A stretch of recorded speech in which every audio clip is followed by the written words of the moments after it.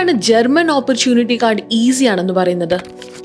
Opportunity card ഒരു invitation visa കാറ്റഗറിയിൽ വരുന്ന ഒരു വിസയാണ്. അപ്പോൾ ഇത് പെട്ടെന്ന് പ്രോസസ്സ് ചെയ്ത് പോകാൻ പറ്റാവുന്നതും അതുപോലെ തന്നെ health care, engineering, IT, skilled professionals ഒക്കെ പെട്ടെന്ന് എൻട്രി കിട്ടാവുന്നതായിട്ടുള്ള, അതായത് ഷോർട്ടേജ് ഒക്യുപ്പേഷൻ ലിസ്റ്റിൽ വരുന്നവർക്ക് പെട്ടെന്ന് എൻട്രി കിട്ടാവുന്നതായിട്ടുള്ള വിസ ടൈപ്പാണ്. പിന്നെ പ്രത്യേകത എന്താണെന്ന് വെച്ച് കഴിഞ്ഞാൽ നമുക്ക് 6 മാസത്തെ 1 വർഷത്തെ വാലിഡിറ്റിയിൽ നമുക്ക് ഓപ്പർച്യൂണിറ്റി കാർഡ് എടുക്കാൻ പറ്റും. അതുപോലെ തന്നെ ഈ ഓപ്പർച്യൂണിറ്റി കാർഡിൽ പോകുന്നവർക്ക് അവിടെ 20 hours part time work permit provide ചെയ്യുന്നുണ്ട്. അപ്പോൾ അതുകൊണ്ടൊക്കെയാണ് നമ്മൾ ഈ ഓപ്പർച്യൂണിറ്റി കാർഡ് കൂടുതൽ പ്രയോറിറ്റി കൊടുക്കുന്നത്. ജർമ്മൻ ഓപ്പർച്യൂണിറ്റി കാർഡിന് അപ്ലൈ ചെയ്യണമെങ്കിൽ എത്ര പോയിന്റ്സ് വേണം?